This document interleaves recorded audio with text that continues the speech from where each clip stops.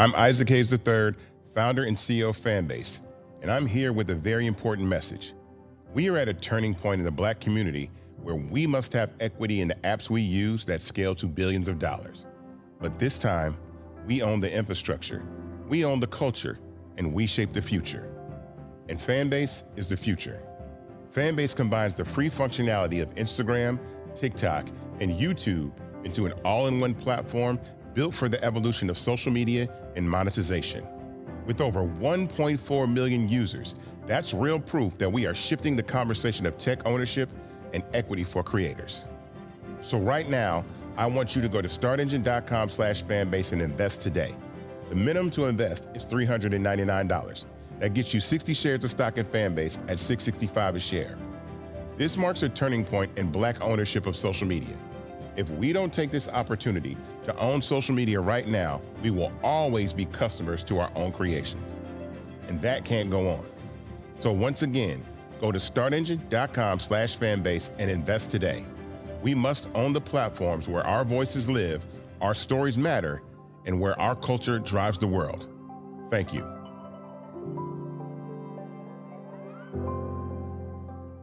Folks, Black Star Network is here. Hold no punches. I'm real revolutionary right now. Black power. Support this man, Black Media. He makes sure that our stories are told. Thank you for being the voice of Black America, Roland. Stay Black. I love y'all. All momentum we have now, we have to keep this going. The video looks phenomenal. See, there's a difference between Black Star Network and Black-owned media and something like CNN. You can't be Black-owned media and be scared. It's time to be smart. Bring your eyeballs home. You dig?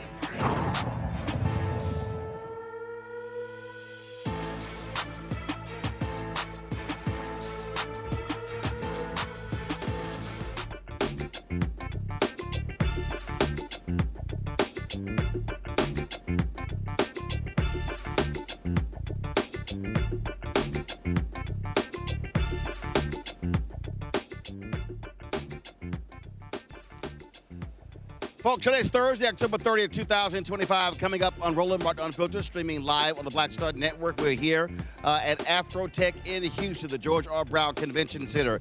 We'll hear from experts talking about how technology can help you with your budget. Also, the issue of mental health. We'll also talk to Ryan Wilson, of course, with The Gathering Spot, talking about how do we build and grow Black-owned businesses. Cybersecurity is a huge issue. How to protect yourself from being scammed. We have all of that on today's show. Plus, I took a tour of the Expo Hall, got an opportunity to check out these new software, these glasses from Meta as well as Snapchat.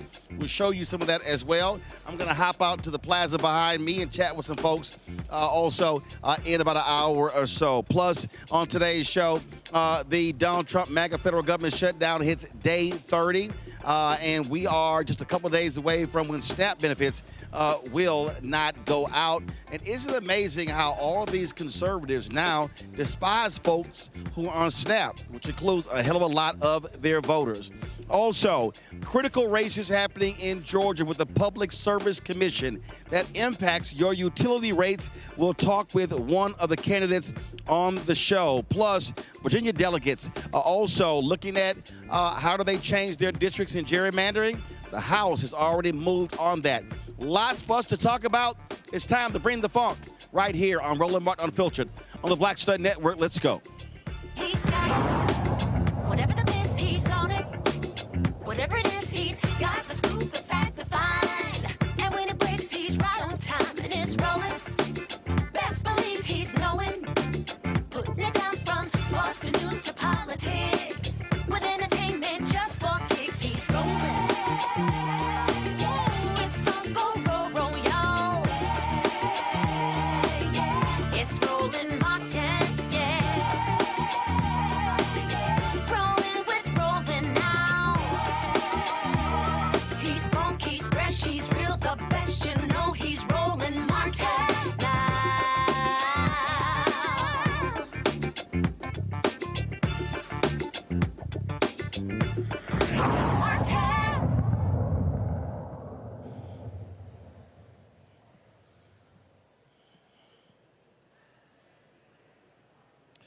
folks, we're live in Houston for AfroTech 2025. It has been a great couple of days being here. Lots being talked about. More than 15,000 folks registered for this conference. And so we've had some fascinating conversations. We got more to share with you today. So we look forward to all of that coming up on the show. First, let's talk about Donald Trump and MAGA federal government shutdown entering day 30. And now we're facing the prospects of those folks who will not have their SNAP benefits beginning on November 1st, which is Saturday. Now, it's interesting when you listen to these Republicans, look on social media, they are attacking folks who simply rely on food benefits. Many of them, the same white right-wing voters who support the Republican Party. Bishop William Barber, co-convener of Repairs of the Breach, also with the Poor People's Campaign, he talked about how this country, especially these white conservative evangelicals, are leaving the poor behind.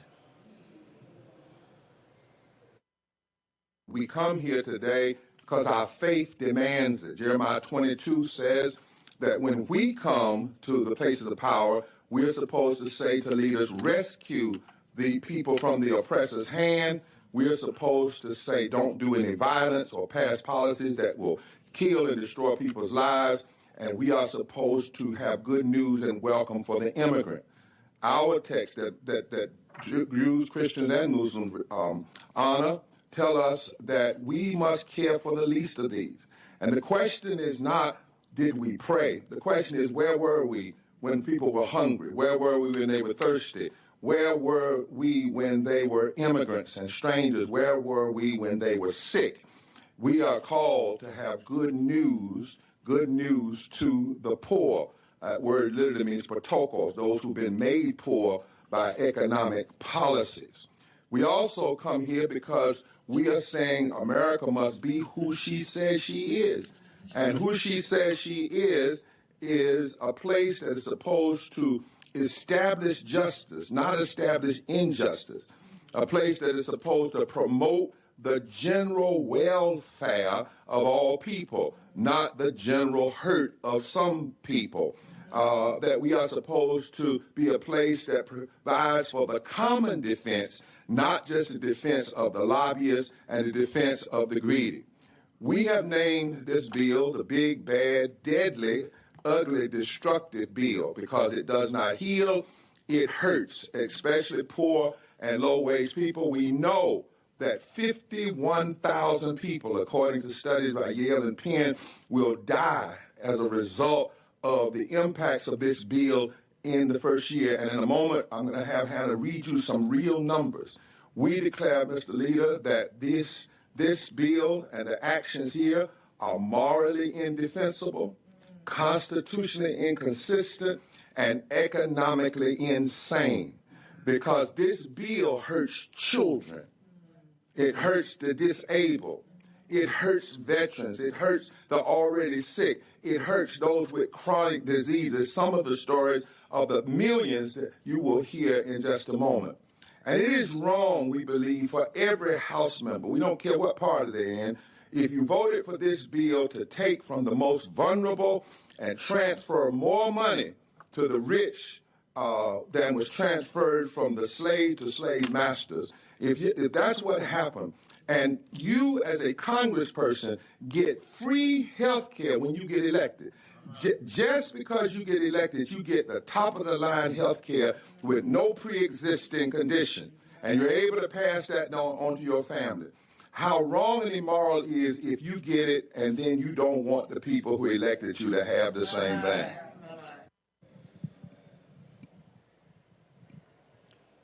On Monday, Senate Chaplain Barry Black actually prayed for the federal government to shut down to actually end.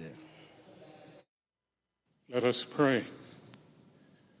Eternal God, our King, when our children and grandchildren want to know what we were doing in the 119th Congress during the famous shutdown, may we not have to give these answers.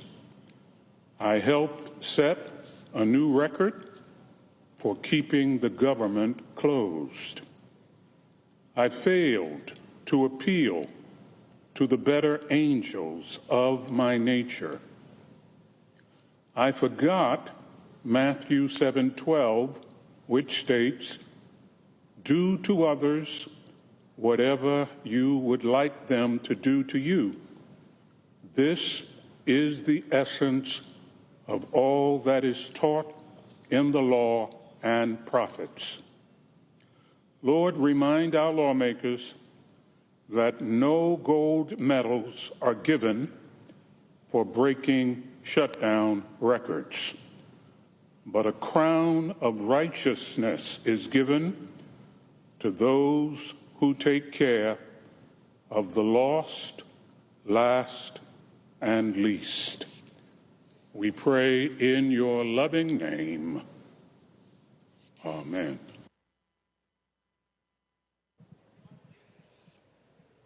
House Democrat leader Hakeem Jeffries called out Speaker Mike Johnson, laying out the real reason why SNAP benefits will not go out on November 1st, which is Saturday. This is day 30 of the Trump Republican shutdown, and House Republicans remain on vacation. They've canceled votes for 5 consecutive weeks. House Republicans are missing in action. Yet, Speaker Mike Johnson is saying the quiet part out loud.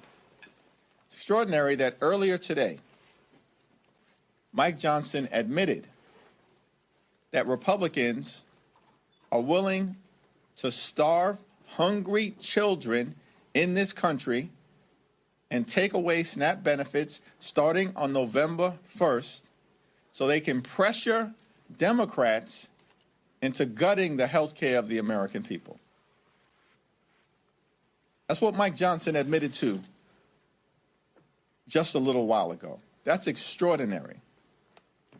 But it's what we know to be the case. For Republicans, from the very beginning of this presidency, cruelty has been the point. And what has been driving their policy agenda is to make life better for the wealthy, the well-off, and the well-connected. That's what the one big ugly bill was all about. Largest cut to Medicaid in American history, ripping food away from the mouths of children, seniors, veterans, and families. And all of this was done to provide massive tax breaks to their billionaire donors. And now, as we approach November 1st, just 2 days from now, the beginning of open enrollment, tens of millions of Americans, including many in the state of Louisiana, are about to experience dramatically increased premiums, co-pays, and deductibles that will bankrupt them. All right, folks, I'm going to bring my panel right now. Dr. Greg Carr, Department of Afro-American Studies at Howard University. Glad to have Greg here. Dr. Nola Haynes, Georgetown University School of Foreign Service out of Washington, D.C. We'll be joined shortly by Eugene Craig, CEO of X Factor Media out of Baltimore, Maryland. It's been quite hilarious, Greg, to sit here and listen to a lot of these Republicans. You take Senator Tommy Tuberville, truly the dumbest member of the United States Senate. How they are so critical of all these people who want SNAP benefits. 750,000 people in Alabama receive SNAP benefits. Then we'll talk about Medicaid as well. So does Tommy Tuberville not think a lot of the folk who get SNAP, he thinks they're not a bunch of broke-ass white people? You know, I thought about that, Roland. I think we all did.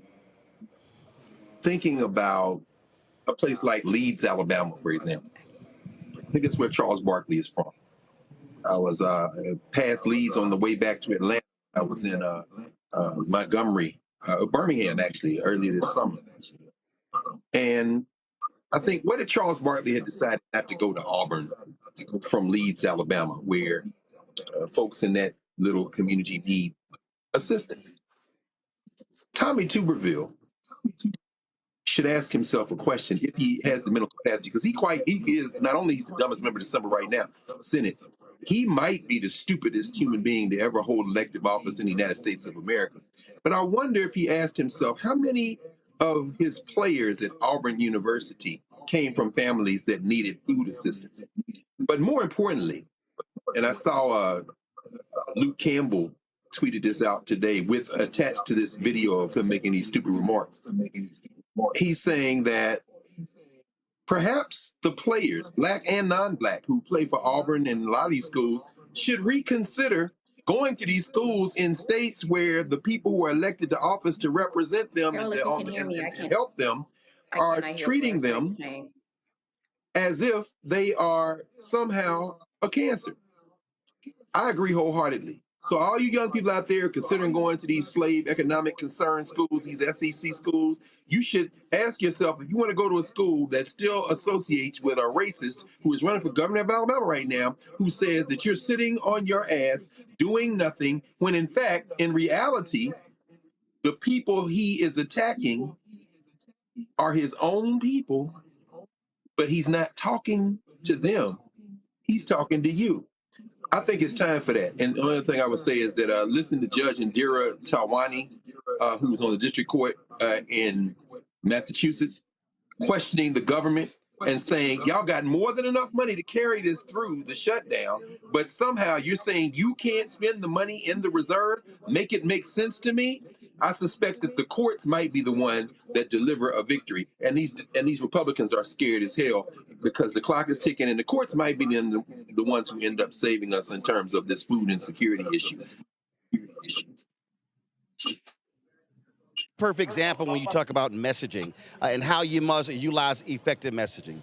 So if I'm Ken Martin and I'm a Democrat, I'm sitting here hammering on social media and everywhere how many people on SNAP benefits in every single Republican congressional district, especially in red states. We're talking South Carolina, we're talking North Carolina, Tennessee, Georgia, Florida, Mississippi, Alabama, Arkansas, Louisiana, Texas, Oklahoma, Idaho, Missouri, Kansas, North Dakota, South Dakota, and you run all those numbers to be able to say, okay, while these people, while they are on all these maggots are on social media trashing these folks, these are the very same people, Nebraska as well, who voted for these folks.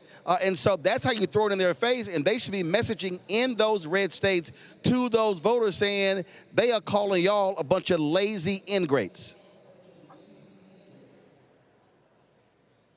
Is that directed towards me, Roland? Because I can't really hear. I said, Nola. I didn't hear you. That's no shock, Nola. It's no shock you didn't hear me.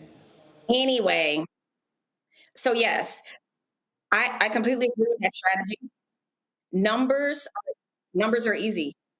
Data is easy to repeat over and over again. How many people in each state are dependent on SNAP benefits? And also to talk about what SNAP benefits are and what they aren't. Because, AI has already dragged out clips and videos of Black women. The old trope is back again. The Black woman and welfare and all that stuff. So in terms of being very clear about who's affected, who's impacted, and defining very clearly, very simply, what SNAP benefits are and what they aren't. I think that's an effective strategy. That's what they should be doing, be far more aggressive than what they're doing right now. Hold tight 1 second. We got lots more we're going to talk about, including the crazy, deranged governor of Louisiana, who he's so busy, he's focusing on who's the next head coach at LSU and trying to build a Charlie Kirk statue on campus. Ryan Clark, who played at LSU, had some tough words about that on ESPN, and the MAGA people like Clay Travis are going crazy, which I always enjoy when they lose their damn minds. So I'm going to show y'all what he had to say as well. Lots we're going to be talking about. Folks, we're live here at AfroTech 2025 here in Houston. Going to a break. We'll be right back. Roland Martin Unfiltered right here on the Black Star Network.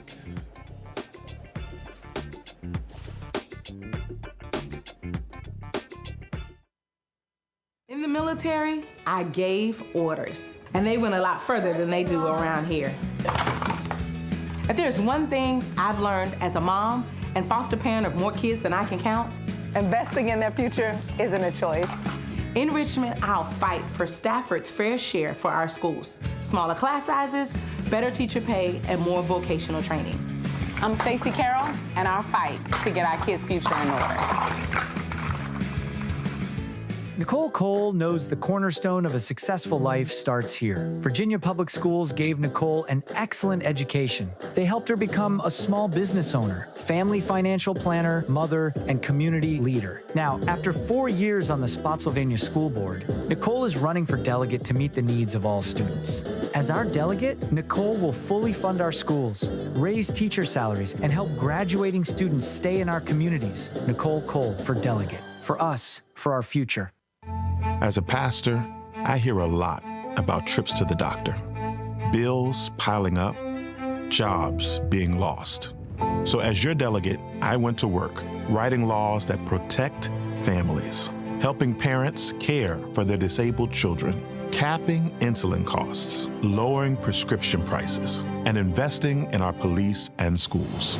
I'm Josh Cole, and as your delegate, I'm working to keep us strong and safe. Hi, I'm Lavelle Crawford. I ain't wearing a bow tie today because I wanted to breathe. And you're watching Roland Martin Unfiltered.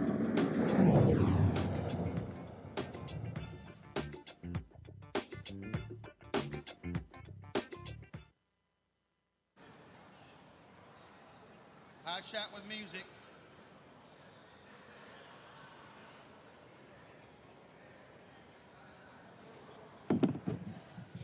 All right, folks, welcome back. We are here in Houston at AfroTech 2025.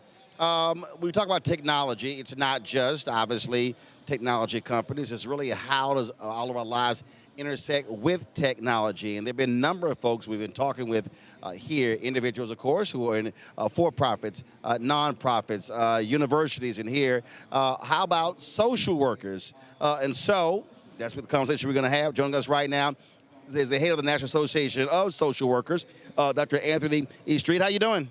How you doing, Roland? Thank you for having me. All right, so what the hell are the social workers doing in AfroTech? So it's interesting, right? So as social workers, we are the largest providers of behavioral services in the United States. So as we're thinking about mental health and the way that people interact with technology, it makes it important for us to be at this space to really think about how we're designing technology and making sure that it maintains that human-centered approach. So what type of things have y'all been involved here, discussions y'all been involved here at AfroTech? So we had a main stage conversation on the innovation stage with myself, the CEO of NASW, the CEO of APA, Arthur Evans, and the CEO of NAMI, the National Alliance on Mental Illness, to really talk about the full spectrum of mental illness and how technology should be incorporated as a preventive method, but also intervention. So take that, just take it from here to those social workers. How are y'all working as sort of the bridge as well for them to integrate technology into their work? So we look at it from a policy standpoint, but also a practical standpoint. So the more that we are thinking about telehealth, the use of virtual reality, the use of augmented GPTs, and how people are engaging with them, it really does give an opportunity for us to be on the front end of that design. So really in prevention, making sure that people understand the risk of engaging with technology and using GPT for like companionship and therapy, but also how can we use VR as a way to help somebody with exposure therapy or PTSD? Where are they doing it well? That's a great question. So there are a lot of technologies out there that do really well on prevention and teaching people around meditation and yoga and those preventive kind of measures. We're also looking at technologies that get into the treatment and intervention. If there's an intervention out there or a technology out there that does CBT, which is cognitive behavioral therapy, 9 out of 10 times it's going to have positive effect on the mental health of anybody using it. For that social worker, they may be overburdened. They may have lots of clients that they're actually dealing with.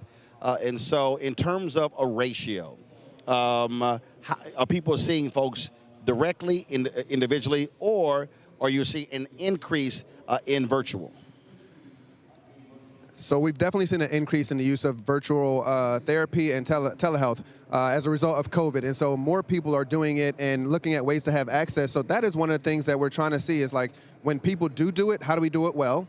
And also, what are those policies that kind of govern it, right? And so as they're rewriting the rules for Medicaid and Medicare, right now there's a requirement that there has to be one in-person session for every 6 months. That doesn't take into account those individuals that live in rural areas where they have to travel far to obtain mental health. And so we're advocating constantly to try to increase access to mental health care, but also making sure that mental health care is accessible to everybody. You talked about Medicaid, and again, that means that y'all are impacted by this government shutdown. Absolutely. So as social workers, one of our largest employers of social workers is the Department of Veterans Affairs. And so social workers are impacted, but also those clients that we see in veterans and different communities are impacted because they're not able to access their benefits, they're not able to access health care in that space. And so we have to really continue to advocate and create a space for more conversation around these harmful policies. Of course, what that also does is that drives up stress levels and things along those lines for those folks. Absolutely. Last question for you, and that is, what role are you also playing as folks are developing technology? How do you want them to be utilizing your expertise on the front end versus the back end? Yeah, so I think that's a great question. One of the things that we are looking to do down here is partner and make sure that as we're thinking about technology and innovation, that it has to remain human-centered. I think the second thing that I want to say is that, equity and diversity have to be at every stage of development. So the more that we're thinking about how Black people are interacting with technology, we also have to make sure that Black people are on the design and development of that technology on the front end, not just on the application end. And lastly, making sure that the development of technology is cross-sectional. Everybody in here has experienced mental health on one part of the continuum or the other, right? And so we have to think about it from a workforce standpoint, but also a utilization standpoint. All right. Well, sounds good. We're certainly glad that y'all are here sharing valuable insight, gaining knowledge as well to bring it back. Last question. How many total members do you have? So we are the largest professional membership organization for social workers. We have about 110,000 members currently and always looking for more. All right, then. All right, Frat, we appreciate it. Thanks a lot. I appreciate you. All right, folks, got to go to break. We come back. I'm going to step out here in the AfroTech Plaza to chat with some folks. We're also going to hear from a budget expert on how technology can help people when it comes to managing their money. In addition, we'll talk to Ryan Wilson, co-founder of The Gathering Spot, about in terms of how do we really build and grow and sustain Black-owned businesses. Cybersecurity is also a critical issue, something else we're going to be hearing from an expert in that area. Plus, Virginia's talking about redistricting. We'll talk about a little bit about that. And then, of course, this Charlie Kirk statue on the campus of LSU. I keep telling y'all, these MAGA people, they believe in their own little gods, and we're seeing that play out right now. So lots for us to cover. Folks, you're watching Roland Martin Unfiltered on the Black Star Network. Don't forget to support the work that we do. Join our Bring the Funk fan club. Every dollar you give goes to support the work that we do. You want to give me a cash app, use the Stripe QR code. Just hit right here, bottom left-hand corner. PayPal is R Martin Unfiltered. Venmo's RM Unfiltered. Zelle, Roland at RolandSMartin.com. Roland at RolandMartinUnfiltered.com. Of course, checks and money orders make it payable to Roland Martin Unfiltered. P.O. Box 57196, Washington, D.C. 2003 7-0196. Also, we'll be also showing you when I walk the floor of the expo hall, showing you some really interesting technology from the folks at Snapchat and Meta with these creative glasses. So lots to cover here at the George R. Brown Convention Center in Houston, my hometown. We'll be right back in a moment.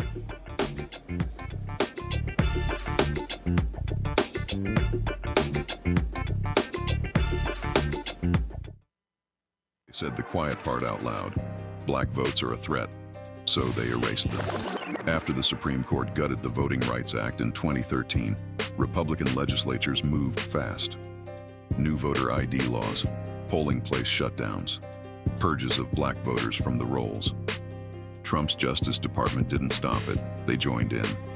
In 2018, his DOJ backed Ohio's voter purge system, a scheme that disproportionately erased black voters. Their goal, erase black votes and political power. Yeah, that happened.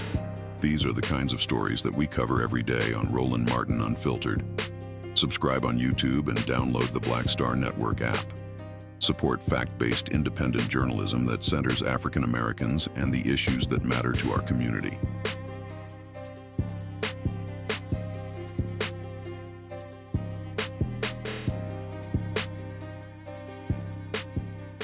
I'm Tasha Cobbs, and you are watching Roland Martin Unfiltered. But I need a little filter. I need something. Blow me out. Make me look 35.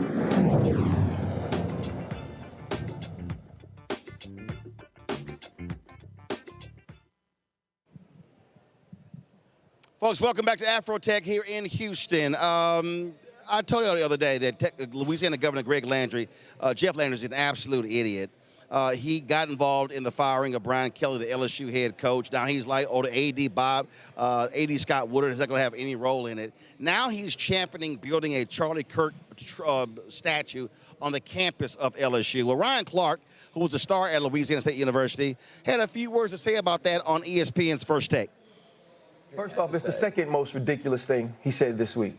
The first was standing on campus and saying he wanted to put a statue up of somebody that doesn't represent the people of Louisiana, doesn't represent the players and the students at LSU, doesn't represent the executives that work there. That was the first dumb thing he said this week. This is the second dumbest, right? Amongst a lot of dumb things that he says. Scott Woodard, for whatever he is a man who got Jay Johnson, right? Last I checked, the 2025 Louisiana State University Tiger baseball team was in the White House getting the GAT recently, right? He was there in 2019 when it's one of the greatest college football teams of all time. He also was there when he said, you know what, we're going to go out and get Kim Mulkey, right? She brings a championship to the school with Angel Reese and with Flau'jae Johnson. And so to me, this is another situation of politicians poking their nose into things that they don't know about.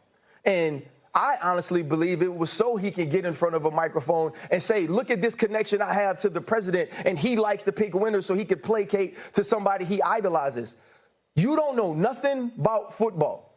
There's enough going on in the state of Louisiana that needs to be fixed for its constituents. Well, I don't need you tweeting on Saturday night about what's going on in Tiger Stadium.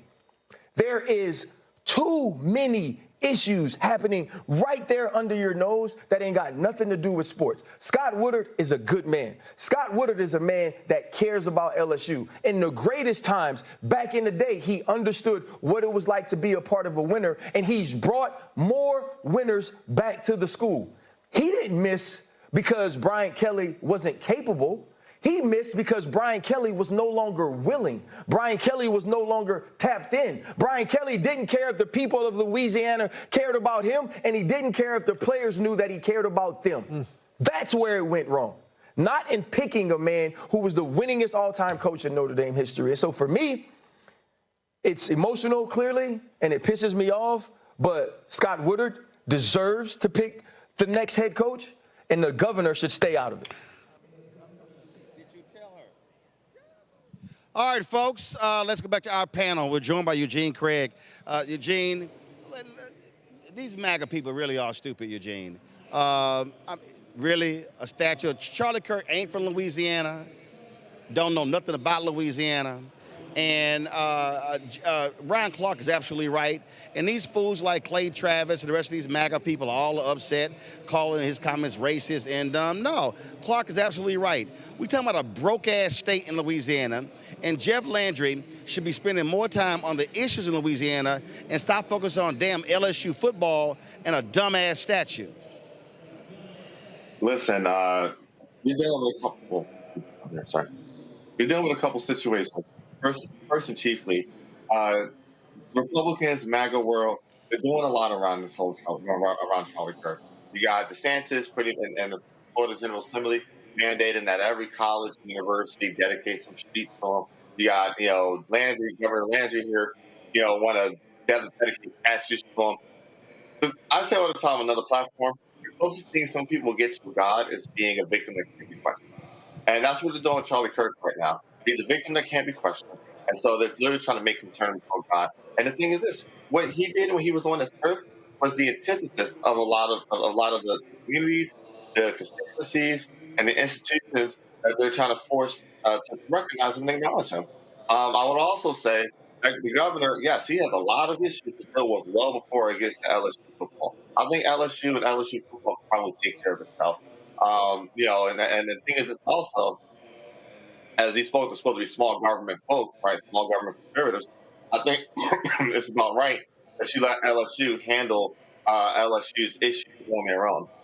For a very long time, Republicans preach government close to the people is best. So let the AD and let the universities find their next book. Stop trying to micromanage. These crazy MAGA folk, Nola, they really think that Charlie Kirk was on par with Reverend Dr. Martin Luther King Jr. They think this dude is an actual saint. They are outside, as Denzel said, in Remember the Titans, you are outside your mind. Absolutely.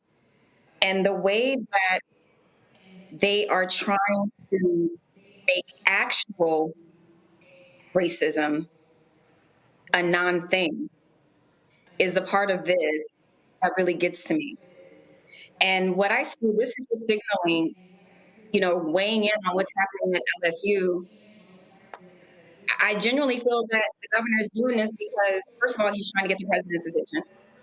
And he's also trying to signal that, he's connected. He's talking about this issue. The president's going to chime in eventually. And then, Daddy Trump will give him a gold star. But this is what our politics is today. Get Trump's attention so Daddy can give you a gold star. And I agree with Ryan Clark. Sports are too inundated with these sort of personalities, with these people who own these clubs, who have allegiance to the Republican Party. Right. And then that then filters into the way that business is done. Where actual Black men, regarding football, basketball, are out there putting their bodies on the line for their schools and their football clubs and all these things. What does that say to them when you want to erect a statue of someone who wasn't ostensibly racist? He was. And to make that seem like that's free speech, to demean and diminish the impact of some of the things that he said, basically is just saying Black folks, oh well. Just like the country just wants to let in white people from South Africa. All of these actions are blatantly racist. The thing for me, Greg, he literally said, let's erect this statue as a symbol of free speech. Like I said before, how about you just do a statue of the First Amendment? I think that's probably the most prominent way to commemorate the free speech. Yeah. I'll be very clear about what I'm about to say. I embrace them putting a statue of Charles James Kirk up in Baton Rouge at LSU. I absolutely embrace it. And I'll tell you why. The good brother Ryan Clark is an example of just how far we have regressed since the days when Paul Bear Bryant, late of Texas A&M and then the University of Alabama, saw his team defeated by a USC team that featured Sam Bam Cunningham, the brother of Randall Cunningham. And after the game, Sam Cunningham tells the story of how Bear Bryant took him to the Alabama locker room, an all-white locker room at the time, stood him up in front of his players that had just been defeated and said, this is what a football player looks like. Shortly thereafter, if you go to an Alabama football game, you would think it was an HBCU. Donald Trump came to the Alabama LSU football game in 2019 with his picture wife. I don't know where she lives, but I know for that moment she was in Tuscaloosa. And got a standing ovation from the crowd.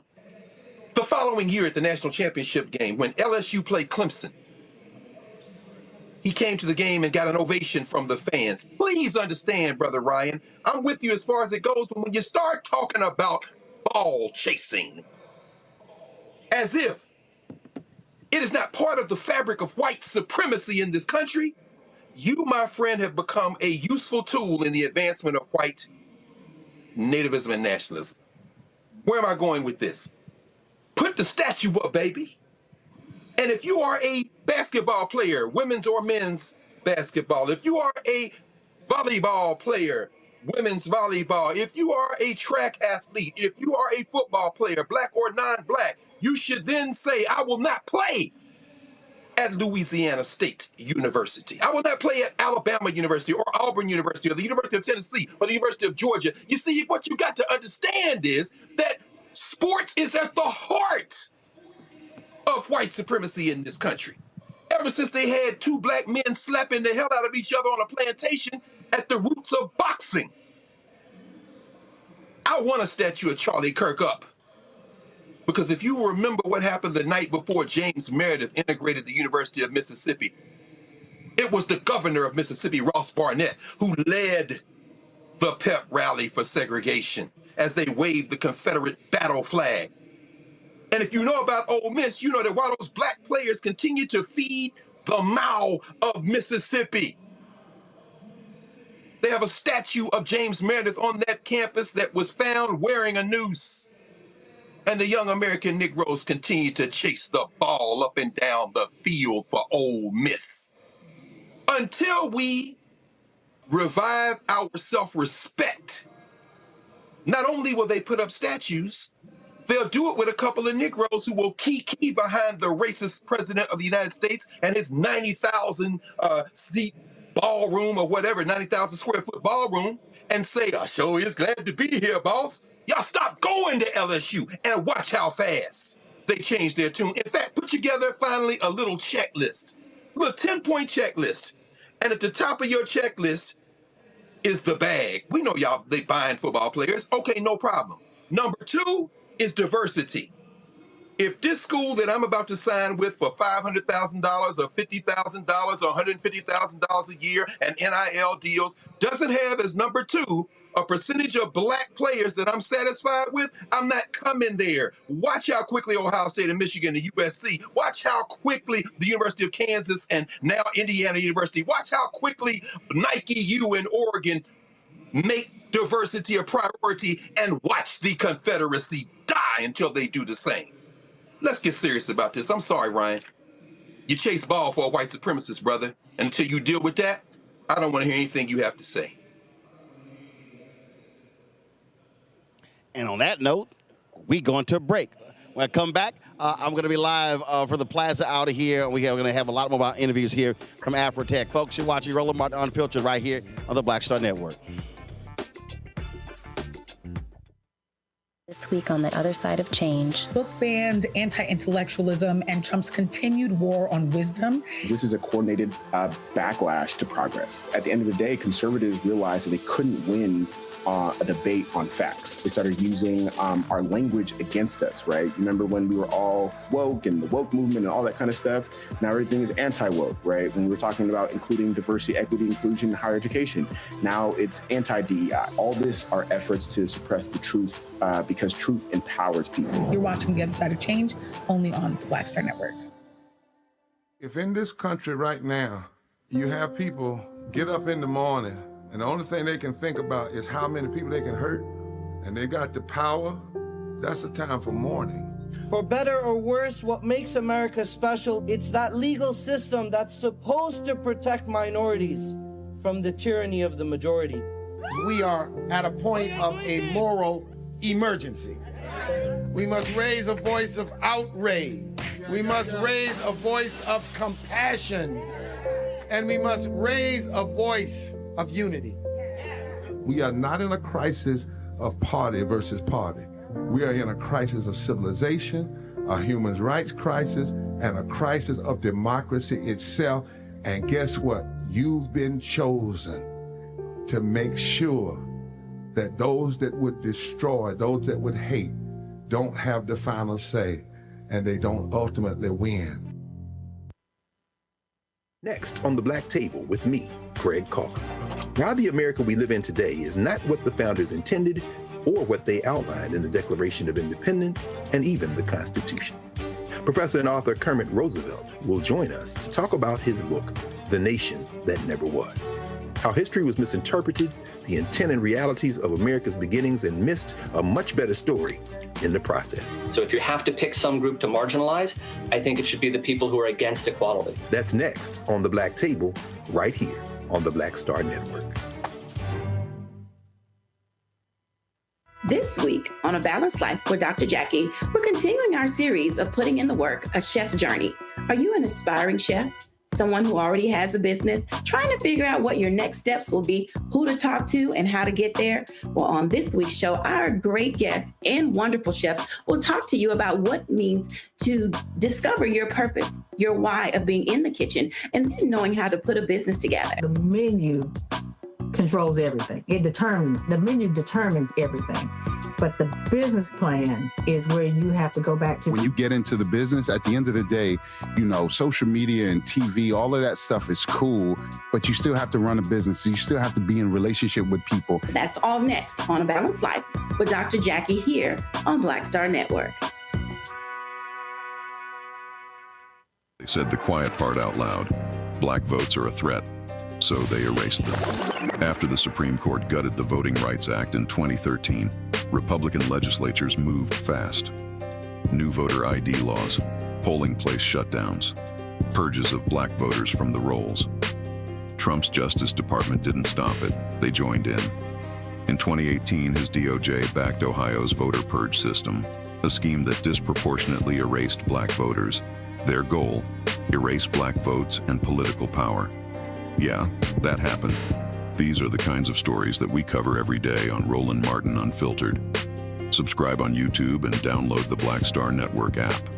Support fact-based independent journalism that centers African Americans and the issues that matter to our community.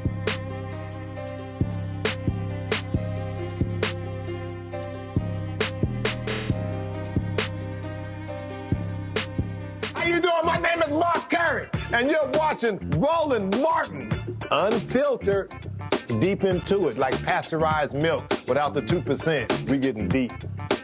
You want to turn that shit off? We doing the interview, motherfucker.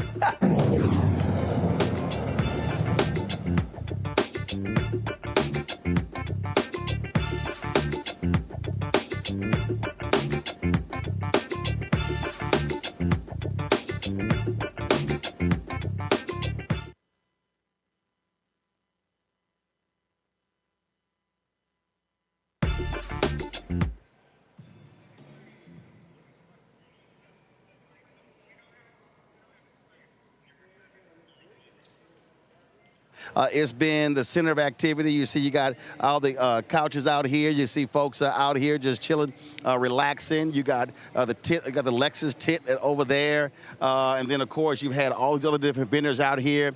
You got all the food trucks that are down there as well, and so it's been a whole lot of activity that's been going on. So you know what? Let's just talk with some people who are here and see what happens. How y'all doing? How's it going? You're good? We're live on TV right now. So let me ask you, first of all, who are you? Where you from? I'm Deja. I'm from Charlotte, North Carolina. My name is Olivia. I'm from Alexandria, Virginia. Cool. So tell me about this year's AfroTech. Your thoughts on it? I love the inclusivity in a space where we usually don't have this type of representation. So that's been exciting. Yeah, and it was great. I got to meet with coworkers. I'm a fully remote employee, so it was wonderful to just meet people in person for the first time and connect and just be around all the energy. Gotcha. Your biggest takeaway, your number one thing that leaving here that will drive you, I say, over the next 362 days. Wow. Well, shout out to Sandra Crespo. She actually did a session here on neurodivergency as a leader. And again, that's also a very underrepresented sector in the industry that we work in. And so I am taking away that people who have diagnoses like ADHD, those are things that are not seen as deterrent from becoming a leader. Those are things that you can use to leverage yourself into a space that ideally people don't fit into. And I think for me, it's to question things, stay curious, ask questions. I listened to a speaker this year and last year who said, if you have a question, it's probably because you have part of the answer too, so stay curious and keep asking. So, yeah. All right, I appreciate it. All right, y'all take care. All right, then. All right, enjoy. Let's go on down here, y'all. Let's check with, what's up, guys? How you doing? What's your name? Quentin. Where you from? Pittsburgh. How about you? My name's Hassan. Say it again. Hassan. Where you from? From Pittsburgh. All right, then. Just give me your thoughts on this year's AfroTech. It's my first time as well as Hassan's, and honestly, it's a very, very good event for my first time too, because I made a lot of connections, and I'm in college. Where? University of Pittsburgh, and I'm very happy I got to be here. It's a blessing because I made a lot of connections and learned a lot. So yeah, and I plan to go next year as well. It's here next year. Yes. Yeah, there you go. There you go. How about you? He downplaying it, man. This is lit. Being with my people, being with all my people here. I've never been to an event like this with a whole bunch of black people who's interested in the same things, you know, tech. Network with a lot of people. Got a whole bunch of like internships and job offers lined up. So yeah, without this event, I don't know what I'll do. This is a good opportunity for young black people. All right. Yeah. I appreciate it, bros. Y'all take care. Thanks a bunch. All right, let's go on over here. Now, these folks, they stand in line for photos, y'all. So let's go ahead and holler at them. All right, since all y'all just waiting on photos, y'all ain't got nothing else to do.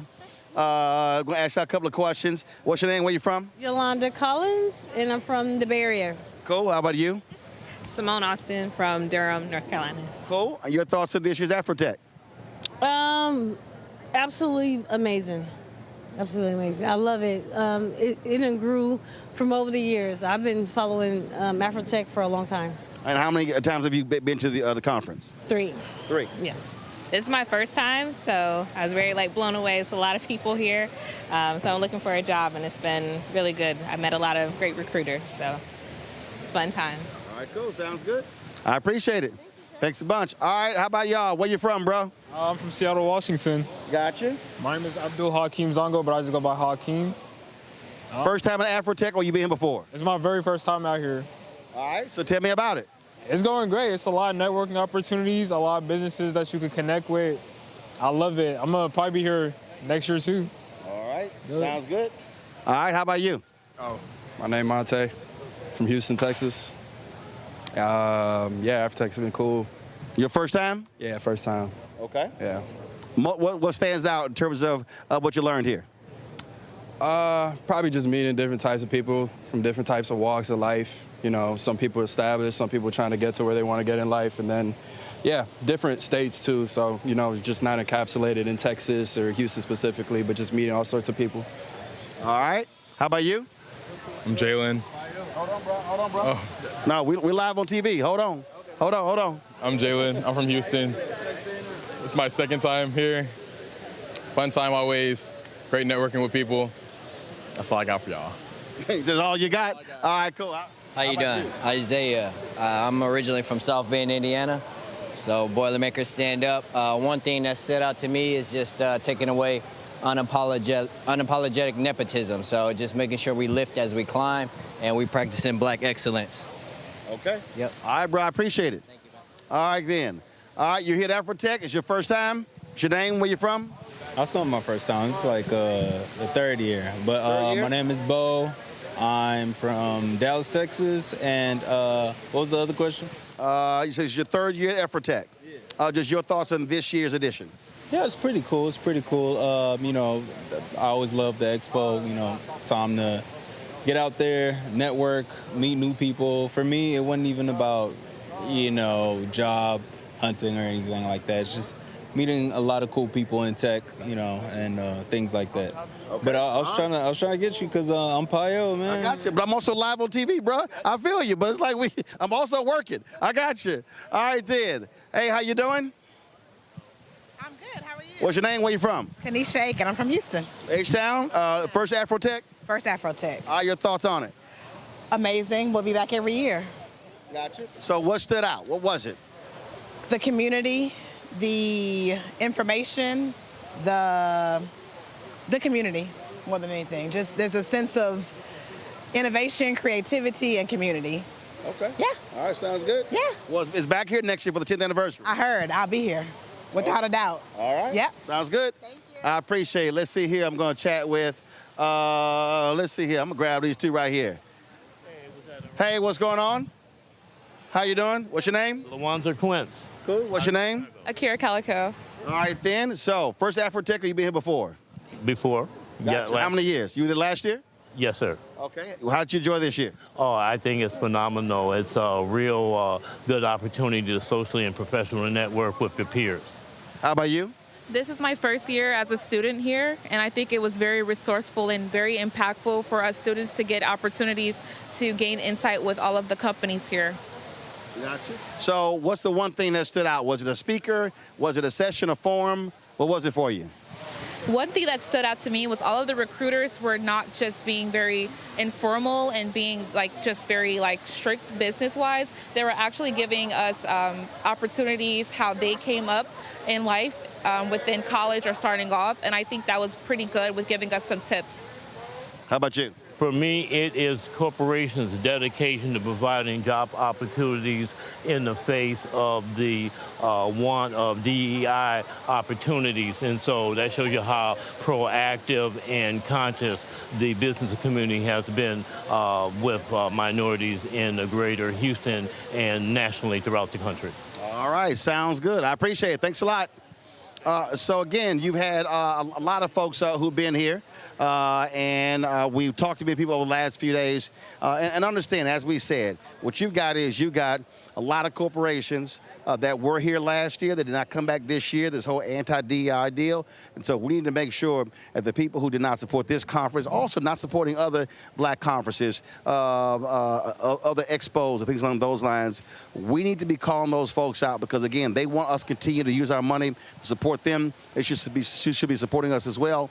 Also, what we have to also learn to do, and a lot of these conferences and conventions, I've seen a lot of people on social media, Essence, folks talking about Invest Fast and other things. Here's the deal, understand.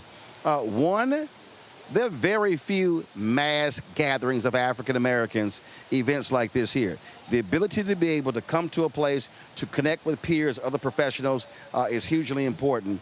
And so I think we need to be mindful of that when a lot of people are running their mouths about, well, it wasn't this, it wasn't that. The question always, what have you put on? What have you actually done?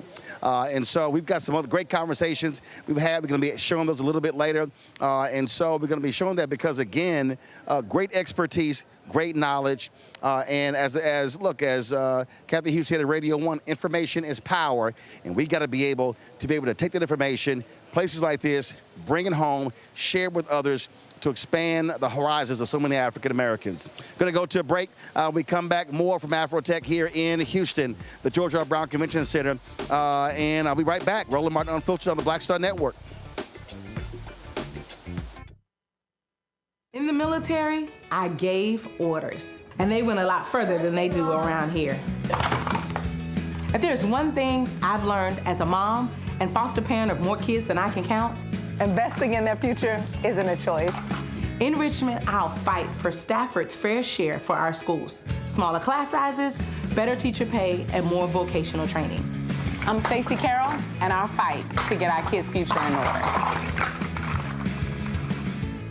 Nicole Cole knows the cornerstone of a successful life starts here. Virginia Public Schools gave Nicole an excellent education. They helped her become a small business owner, family financial planner, mother, and community leader. Now, after 4 years on the Spotsylvania School Board, Nicole is running for delegate to meet the needs of all students.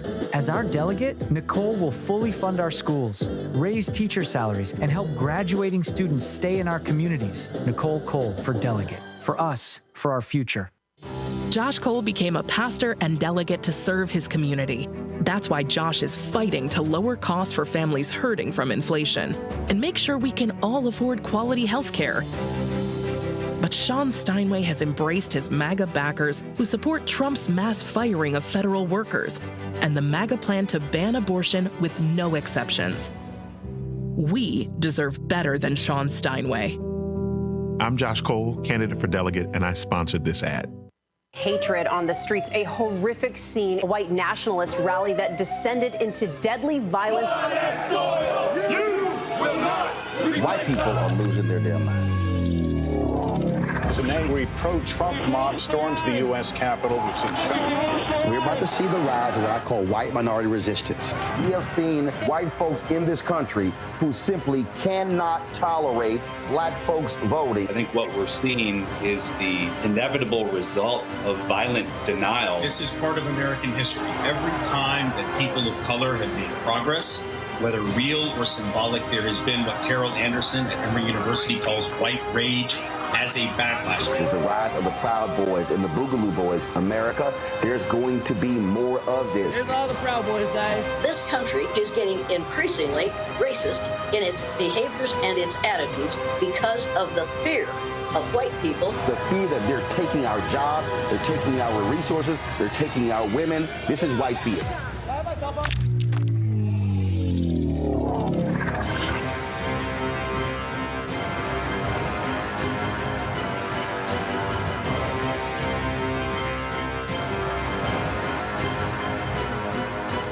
Hi, my name is Freddie Ricks. I'm from Houston, Texas. My name is Sharon Williams. I'm from Dallas, Texas. Right now, I'm rolling with Roland Martin, unfiltered, uncut, unplugged, and undamn believable. You hear me?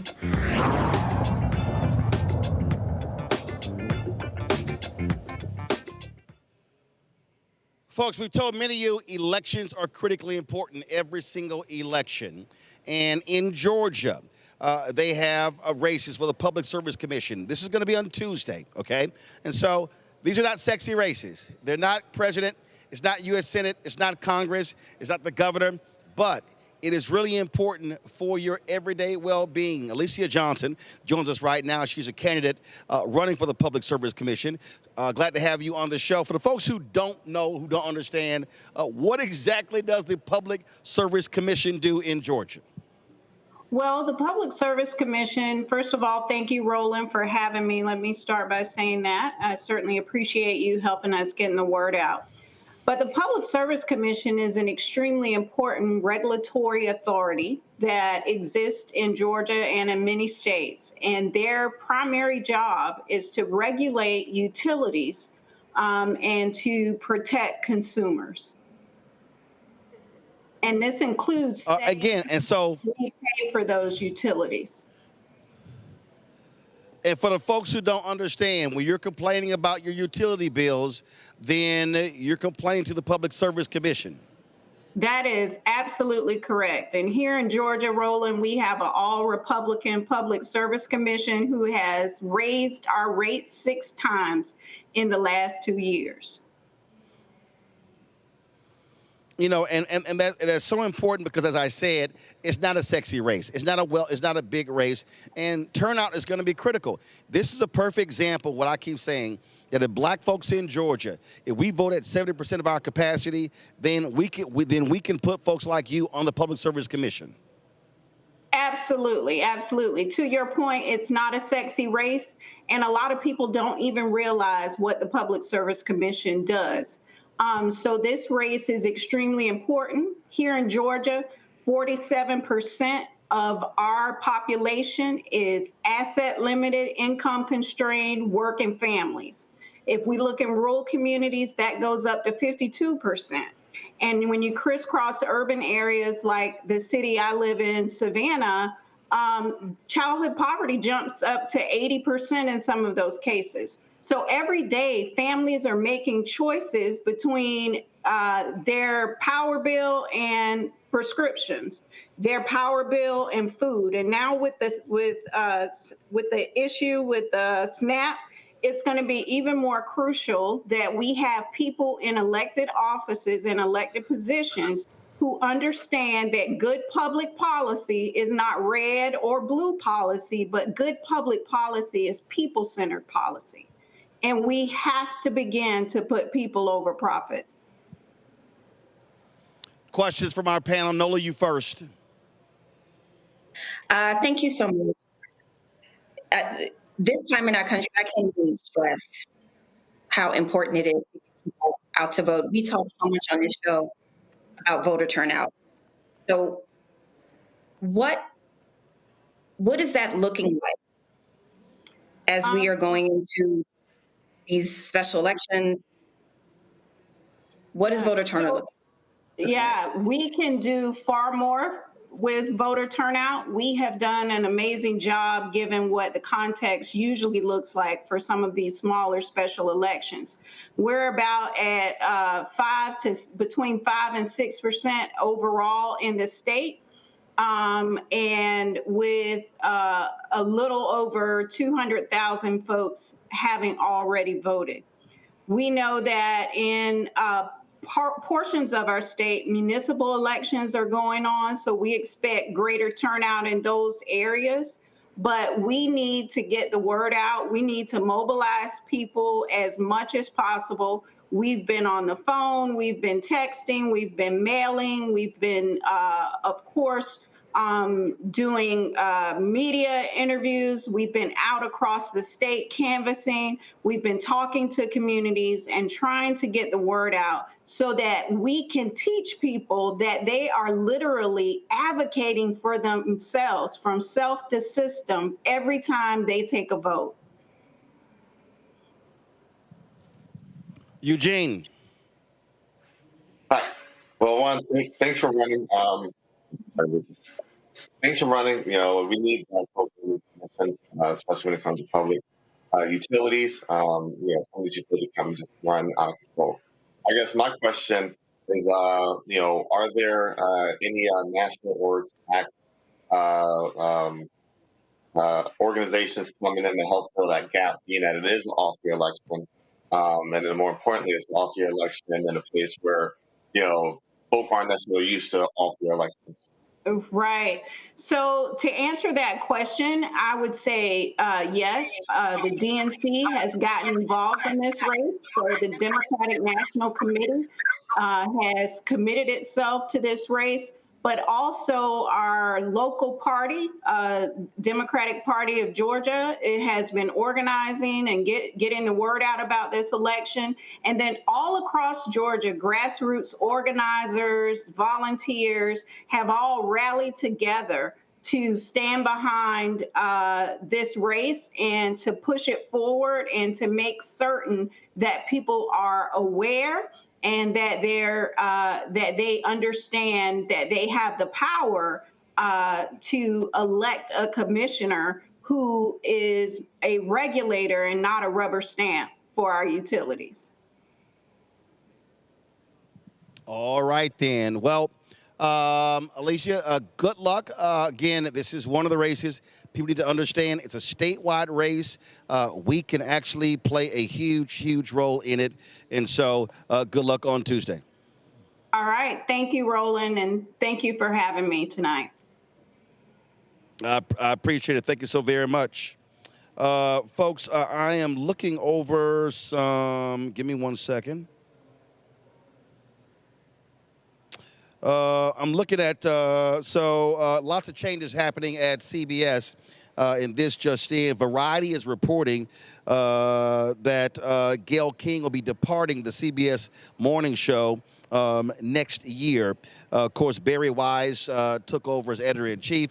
You have lots of changes going on there as well. And so they are reporting again that Gayle King is going to be leaving CBS this morning next month. Also, some breaking news. The Associated Press is reporting that the Department of Justice is investigating the Black Lives Matter movement. They said that, give me 1 second. I'm pulling this up here. First of all, subpoenas were issued, and so they're claiming that donors were defrauded out of services based upon those donations. And so we'll keep a tab on that as well. When we come back, more from AfroTech, including how to budget your money, the importance of black-owned businesses. We'll also take you into the walk and talk and the expo as well. So lots to share with you right here. Roland Martin Unfiltered on the Black Star Network.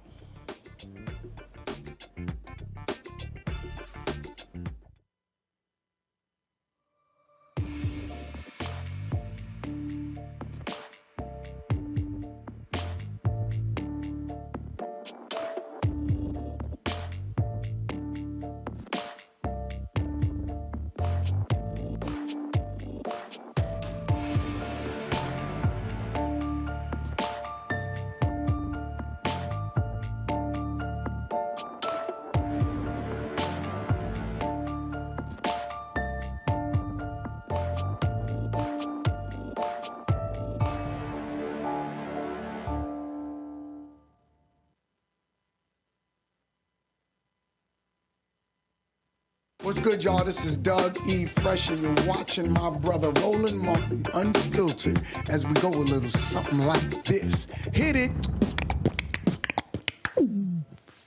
It's real.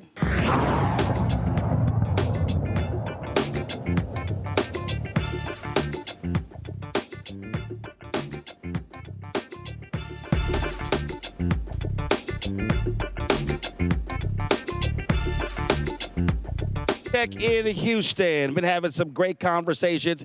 We want to share more of those with you. And a great conversation with a high-ranking exec at Google talking about their Pixel phones. And, of course, we had a little fun. Consider y'all know I'm Team Apple, and she's Team Android. Check this out. All right, Adrian, let's talk Google phones. So, y'all, we're sitting here getting ready to do the interview, and Ben Crump calls me, and she's like, you really should have a Pixel phone. It really is the best phone. It is superior. She was being extremely shady with that. I'm just here to tell the truth. So it's on the table. I'll let it ride. So how is the Pixel phone the best?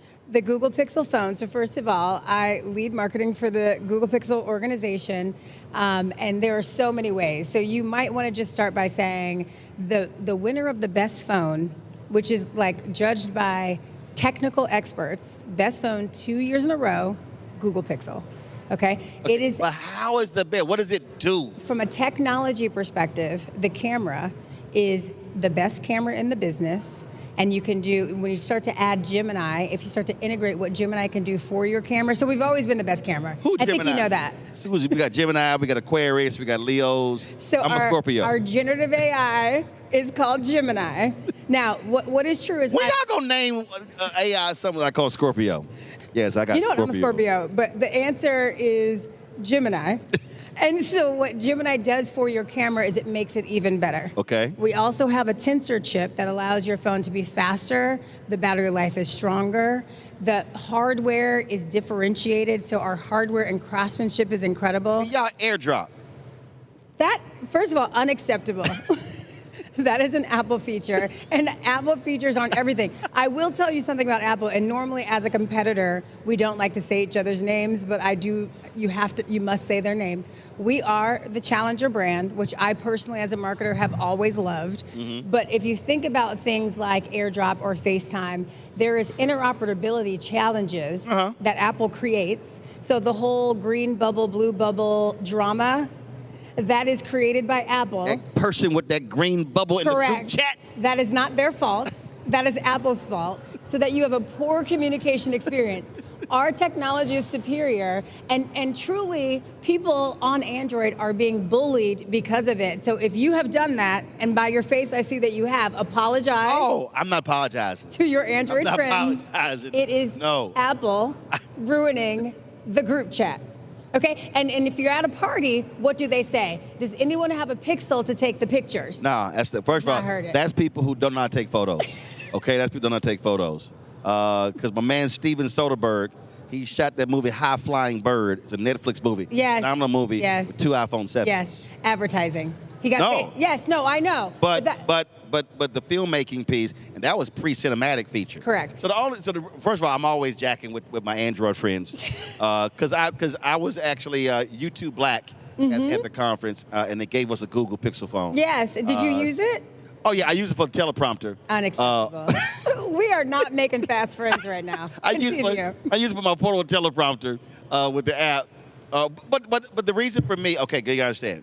So for me, how I use it, I'm using technology way different. Okay. So we're sitting here, boom, she goes and shoots something, boom, she can instantaneously airdrop it to me. I got it, I can immediately put it on the air. Yes. So, and how I'm transferring data or whatever. So that's sort of how I'm moving when I'm linked. There are other ways to. How? Walk me through. So you can use Google Drive. Everybody has Google Drive. Right, but that's like I gotta. You're dropping it into AirDrop. You can drop it into Google Drive, and then you could share the drive, and everybody has the same files. And what's different about how Adrian, you adding all kind of steps. You adding steps. See, sometimes I'm looking at speed. Okay, but efficiency. but what we like to look at is speed, efficiency, but quality. And I guarantee you the content you're capturing on that phone, and I'm sad my Pixel is not on this table. Yeah, where your Pixel? The content, it's right there. The content that you're getting on your bring phone that Pixel over here. Bring that Pixel could over be here. better, but you're choosing to follow the crowd and do what everybody else is doing. And this is not how it strikes me with you, Roland. You strike me as a man that makes decisions on his own. I do. I did not think this was going to be this interview. I'm not choosing to follow the crowd. What I'm saying is, again, you could use this. Okay, you go. And also, aesthetically, it's better. Okay, here we go. It's sleeker. It's smoother. The camera is better. Take my Gemini, case off, all look at that. Look at that. Here. I got a sleek phone. And from an AI perspective, it is integrated into our device because of our stack. So it works faster, it understands you better. And so when you're in Gmail, or if you're in Photos, wherever you are, it knows where you are, what you need, before you even know it. It anticipates your needs. I don't really need AI because I have RSM. So What does Roland Sebastian Martin. I knew it. I don't need That's to. it. Right. Okay. Most like boom. I'm quicker than Google, so it's like we ain't got to search it. We already got. See, when the information is already here, we ain't got to search for it, Adrian. Okay. Noted. See, this speed is way faster. If we did a 6-month test and we came back to this stage and you gave me an A/B test recap, I guarantee you this would be a different. But I'm telling you, I'm trying to tell how I use. I mean, like literally, if I'm talking about, so I can sit here and take, boom, Shih Tzu something, give me that SD card, pop it in here, pull it right into the phone. I can go right to the air. I'm connected already. Yes, but you do I can do screenplay. I can sit here Can I give you an example? Go ahead. So you know Complex Media. Yes. Okay, so we outfitted all of Complex Media with the Pixel 10 Pro. Complex Media, who wants to act like they black owned, but they're not black owned. They're just black targeted. But go right ahead. That was I told you. Shady. Equal opportunity. Oh, my audience knows I'm King Petty. My audience knows I'm King Petty. Okay. All right. So we gave Complex our phone. Right. They're doing exactly what you just said. Okay.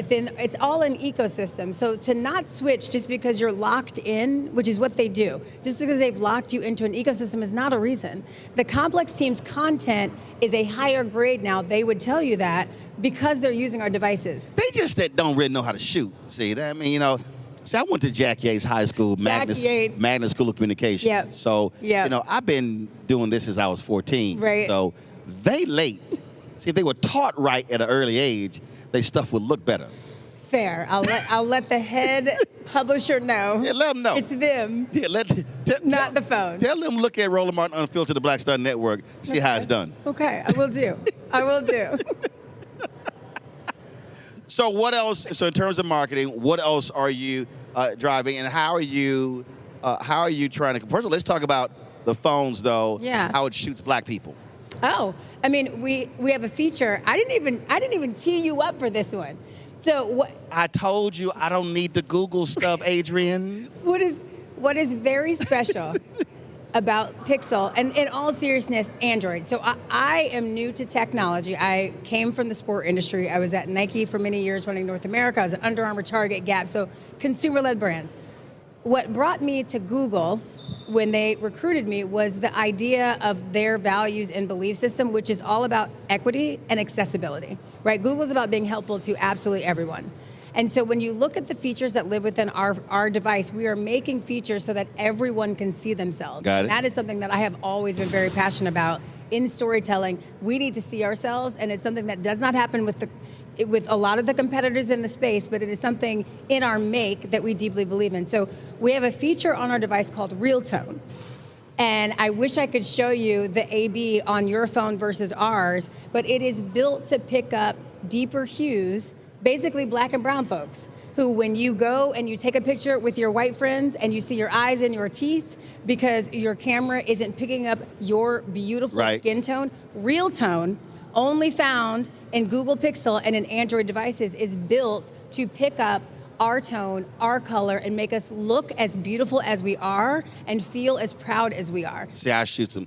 All my friends are black, and I shoot some. If all your friends are black, you want this.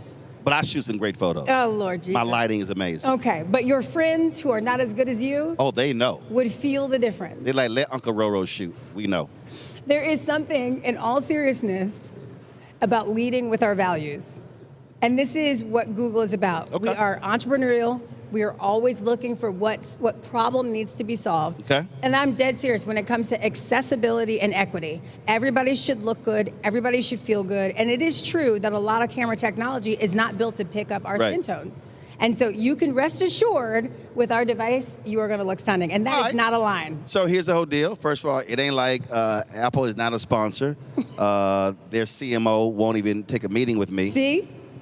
And look at us Which here right now. I told Spike Lee. That whole deal. Tim Cook, you know that too. And so, I have no problem. Shots are fired. I got no problem calling names because I don't have a boss. I own it. So here's what we're gonna do. So we're gonna test a couple of your phones. So I'm gonna give you my information. Okay. Then we'll see what it looks like. Then I'll let you know. We are always game.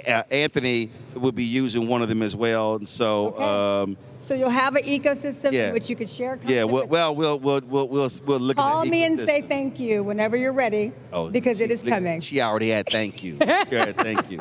So we'll see how that goes. Well, cool. I appreciate it. Thank you. All right. It was wonderful to meet you. Likewise. All right. All right, Adrian, I'm waiting for those Google Pixel phones so I can do a test, see how they work. All right, y'all, got to go to a break. We come back. Ben Crump stopped by our set here at AfroTech. You hear our conversation talking about the Sonia Massey verdict. You're watching Roland Martin Unfiltered on the Black Stud Network. Support the work that we do. Join our Bring the Funk fan club. Our goal is to get 20,000 of our fans contributing on average $50 each a year. That's $4.19 a month, 13 cents a day. You want to give via Cash App, use the Stripe QR code. You see it right here in the bottom left-hand corner. PayPal is R Martin Unfiltered. Venmo is RM Unfiltered. Zelle, Roland at RolandSMartin.com. Roland at RolandMartinUnfiltered.com. Checks and money order. Make it payable to Roland Martin Unfiltered, P.O. Box 57196, Washington, D.C. 2003 7-0196. Back in a moment.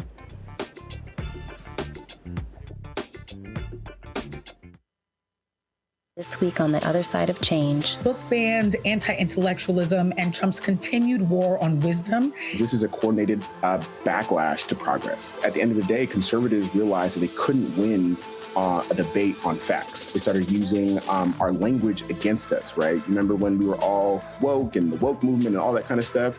Now everything is anti-woke, right? When we were talking about including diversity, equity, inclusion, and higher education, now it's anti-DEI. All this are efforts to suppress the truth because truth empowers people. You're watching The Other Side of Change, only on the Black Star Network.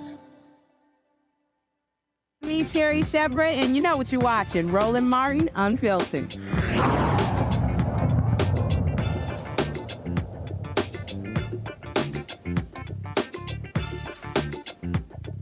Folks, welcome back to AfroTech 2025 here at the George R. Brown Convention Center. We're joined now by a resident of Houston. He got out of Florida, attorney Ben Crump, coming here dressed like he going to a FAMU game. Go Rattlers. What's up, man? You, man. Welcome home, brother. Absolutely, absolutely. We talked the other day. We got a verdict in the Sonia Massey case. Should have been first-degree murder, but the jury chose second-degree murder. Now the question is whether he gets sentenced 4 to 20 years in prison, will the judge do probation or whatever. And so when we talk about justice, justice is not the indictment. Right. Justice is not the conviction. Justice is also the sentencing. Amen. And Roland, we have to remember this video told the whole story. Yep. I mean, oftentimes we talk about mens rea, what's the mindset of the person when they commit the crime. Well, we don't have to speculate here, Roland Martin. You heard what his intent was on the video. Yeah. He said, I will shoot you in your effing face.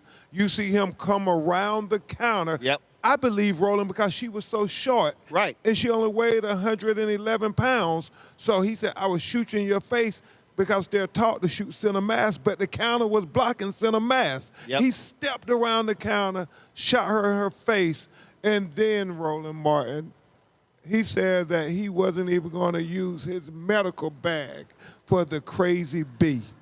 If that's not telling us what his mindset was, I don't know what is. Then he goes on the stand and lies. Yeah. I mean, says she threw the pot at him. I mean, dude, we have the video. Yeah. She doesn't throw the pot at you. Come on. Yeah, and Roland, what's so troubling about it to me is even worse than George Floyd. That was a call saying there was a criminal act. Here, she called the police. They knew there was no criminal activity. Call the police believing there was a prowler. Yeah, and she ends up dead.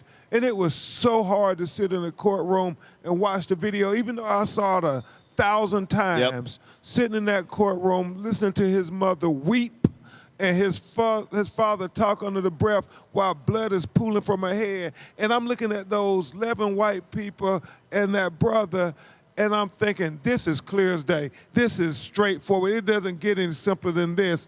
So when they started deliberating for the second day, Roland, I said, oh my God. Oh my God.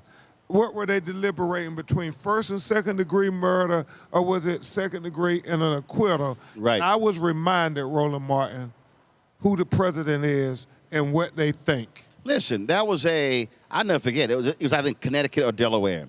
This brother had his hands up, he's going down to his knees, and the cop literally rears back and kicks him in his head and knocks him unconscious. On dash cam video, clear as day, hands up. Brother is not resisting, go to court, he got acquitted. I mean, that's what we're still facing in this country is that there are juries, especially white juries, that are going to give cops every benefit of the doubt. And I still believe, and I've said this numerous times, one of the reasons that these police keep doing this, because they know it's likely they can get away with it. Exactly, Roland. And when you think about Sonia Massey in particular, you have to ask yourself, what was it, how they could justify his actions? I mean, the judge kept out the fact that he had been, fired or transferred for 6 jobs in 3.5 years. That didn't come in. And so you're saying, would that have made them say this guy should be convicted of first-degree murder? I was asked a question, and I said a funny lawyer joke, not to take away the seriousness of the issue.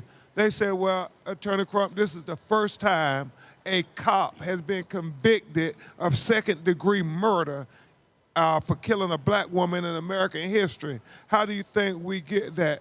I said, it's simple. You have a first-degree murder case, and then the predominantly white jury will give you second-degree murder.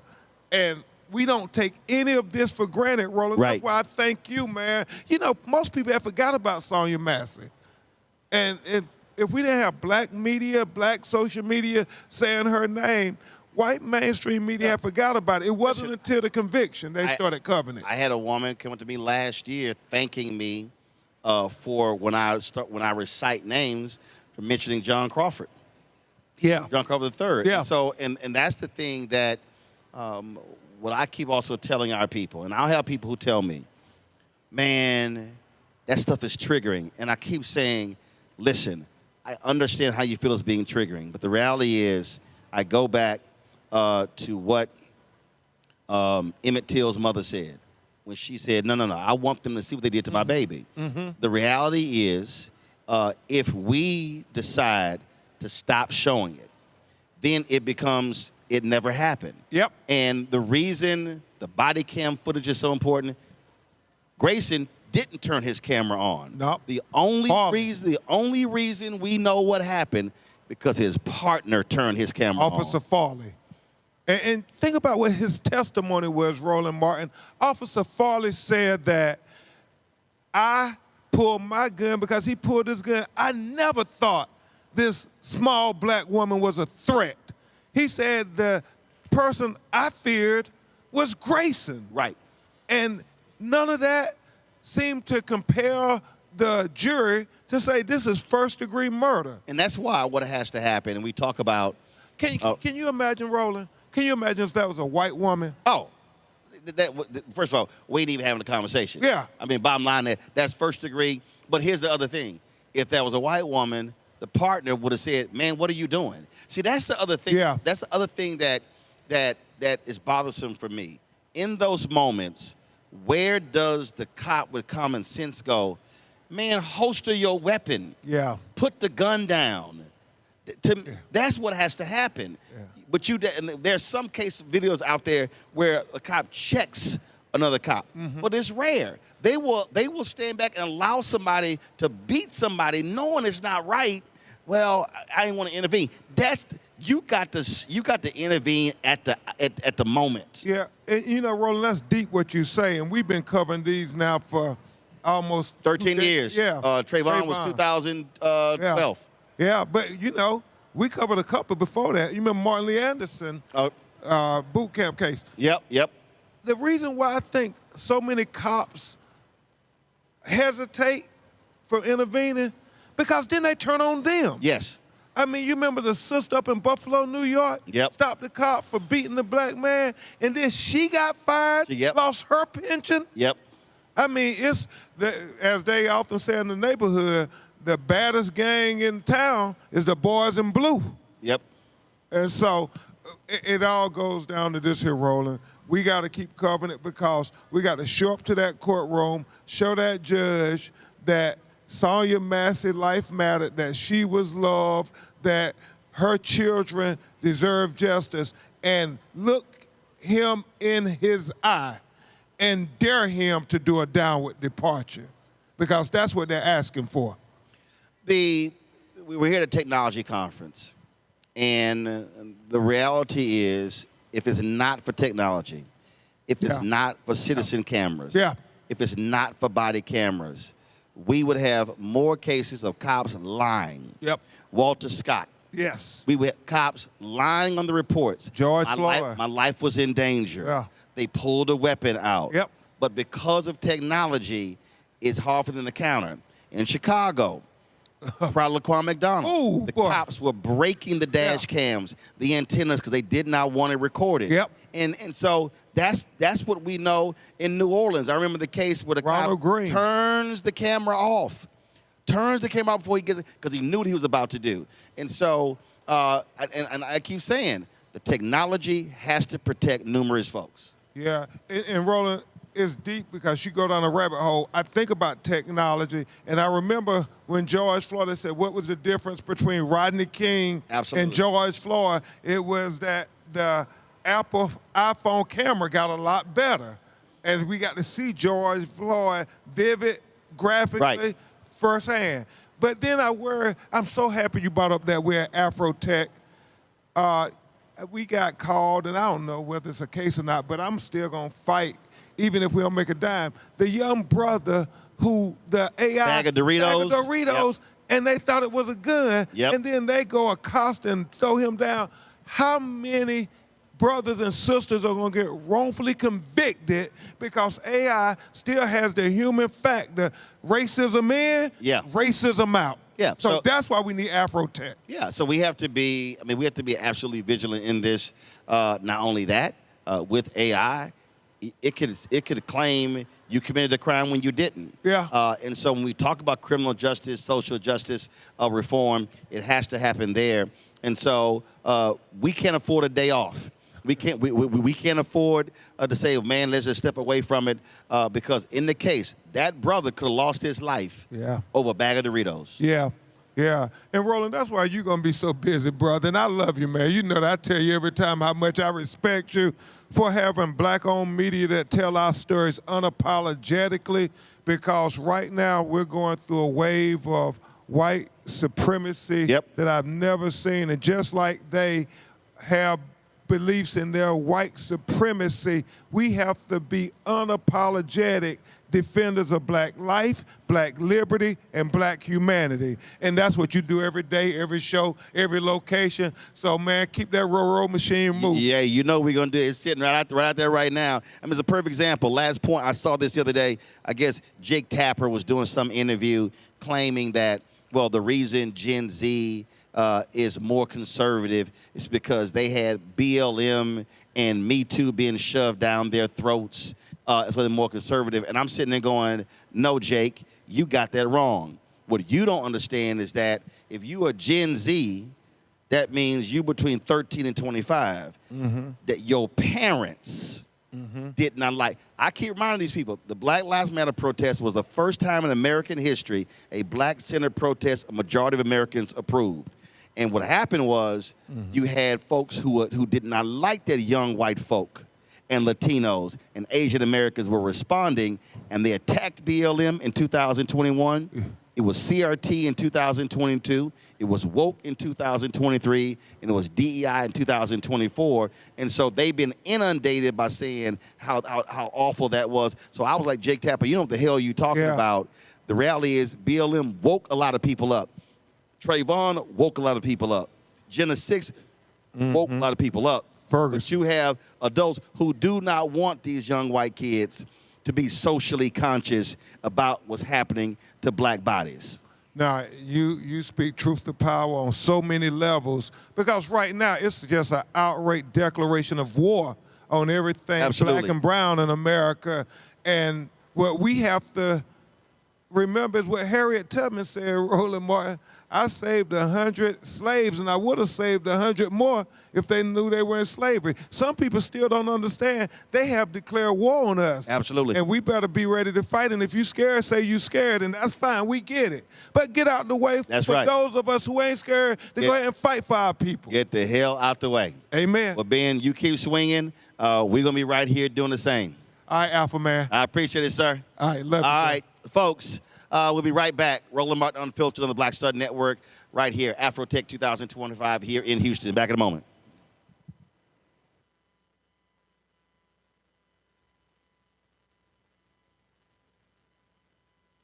Next on the Black Table with me, Craig Carr.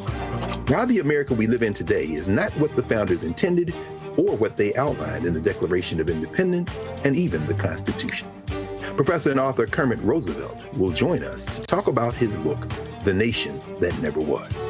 How history was misinterpreted, the intent and realities of America's beginnings, and missed a much better story in the process. So if you have to pick some group to marginalize, I think it should be the people who are against equality. That's next on The Black Table, right here on the Black Star Network.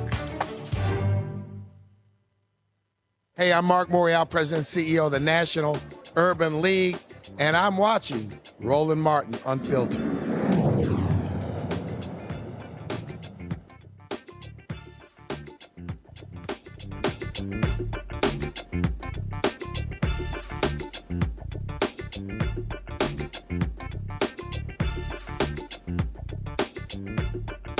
Tech 2025, we're here at the George R. Brown Convention Center in Houston. Glad to be here. Cybersecurity is a real issue. Y'all know, some of y'all out there, y'all have clicked on the wrong damn email.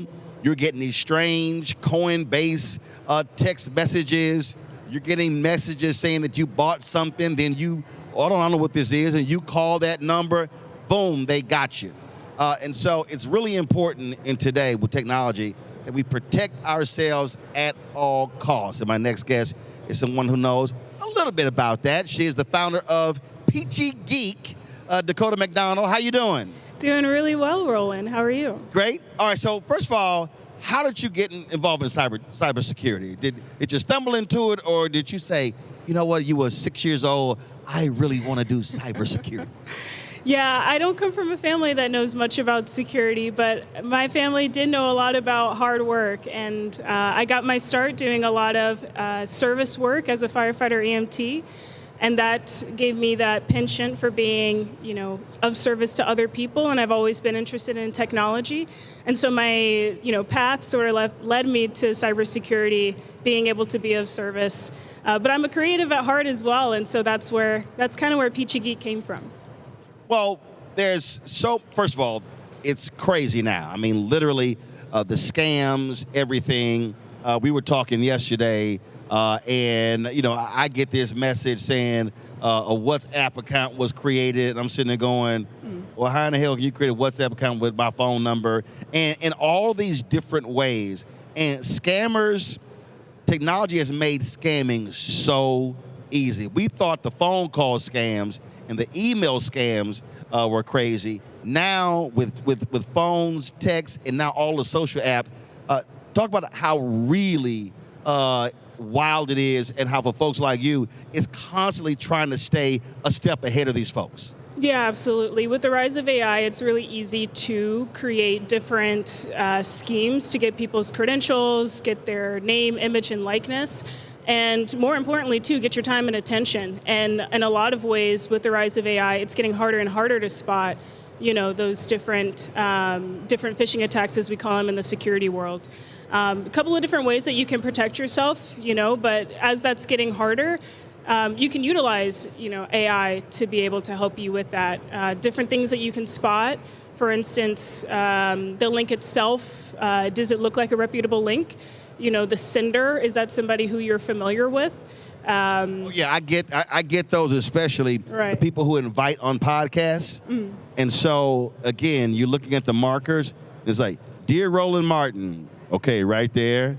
And it's always the same form. So what I do is I'll click the email, and I'm like, Chelsea Handler's show is not sending me an email from some Gmail account. Absolutely. And then a lot of these folks I know. So I think one time I got an email from the Joe Budden podcast.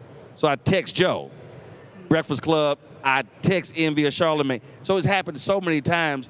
And because it's a form, now I laugh every single time. And then what gets me is the third email. You didn't respond. No, dumbass, I didn't respond because you're not real. Right. And you're not doing a really good job at trying to convince me of it either. Right. But you bring up a good point of trust but verifying. So reaching out to the people who you know and saying, did you send me this? A lot of ways, that's the best way to protect yourself, is tapping into that verification. But also just study the forms that they use. And so wait a minute. This email looked the same as 4 other emails I got. Nah, that says, and then of course, anytime when the email, when it's Dear Roland Martin, nobody sends an email with the full name. No. And so they're just things like that I'm always looking at. And what I said to you yesterday was, when something comes up, my first response is not to press. Right. The first response is, this look kind of fishy. So now I'll check the email, I'll check all these different things, and I will never click anything in that email because that's going to take you somewhere else. Right, and like we talked about, it takes your time, it takes your attention, but you bring up another great point of being able to look at those behavioral-based indicators of how people communicate. Threat actors, as we call them in the security world, they tend to be a little bit more formal in that way of addressing you, because they don't want to set off any alarm bells, But as humans, we have that natural sniffer that we can identify whether or not something is suspicious or malicious. But like we said, it gets harder and harder with AI to kind of keep on top of that and identify.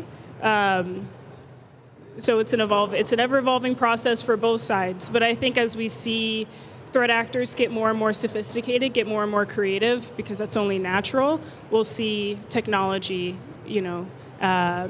be able to cushion that blow with humans ourselves being able to be more educated on these different concepts of security, like phishing and getting links over social media, which is a really big breeding ground for cyber-based attacks, because they want your credentials, they want to assume your identity, be able to speak on your behalf. And you got to be as stringent as possible to knock it out. You get a DM. Hey, there's a security issue. Click this link, and then if you click it and you open it up, and it's username and password. I say all the time, the moment you click anything and it's asking for a username and password, stop right there. Right.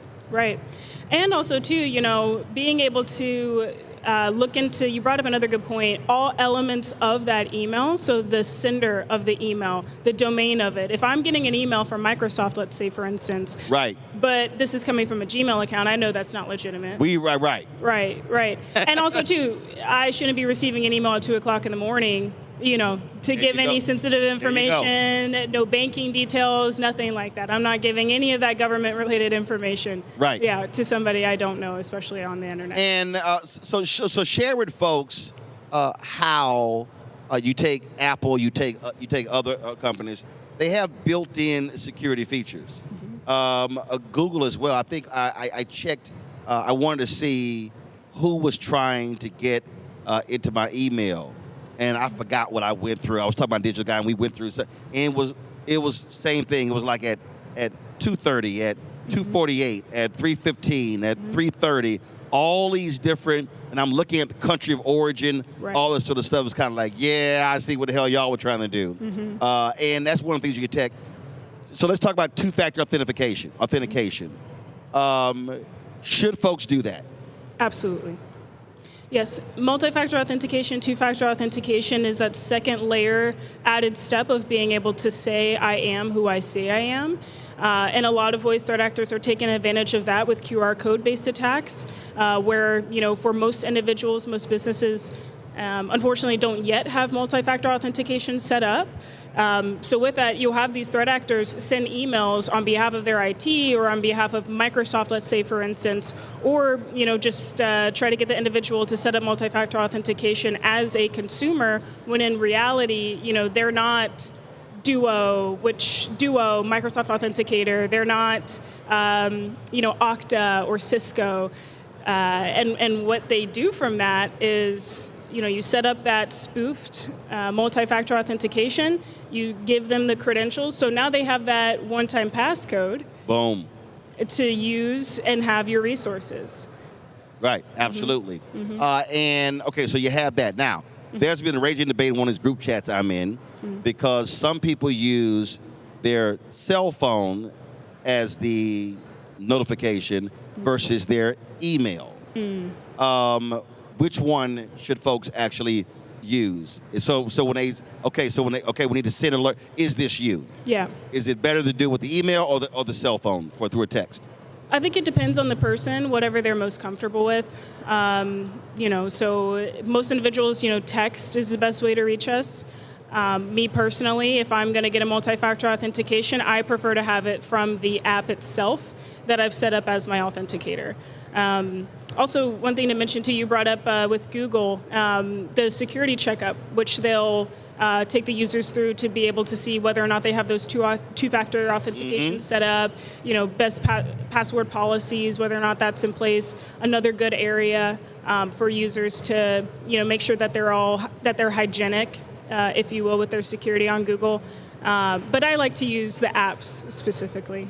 Gotcha. Yeah. Now, what about the authenticator apps? So let's say you're able to put in, so again, I'm going to say just Google Authenticator, so you can put in Dropbox, Twitter, whatever, then all of a sudden, when they ask you to authenticate, you got to go to that number and then put that in. Right.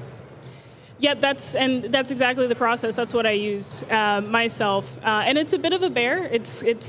It's a bit annoying, but if it's going to protect me in the long run of not having to lose all of my data on Facebook or Google or Dropbox, then I'd rather take, the 10 seconds to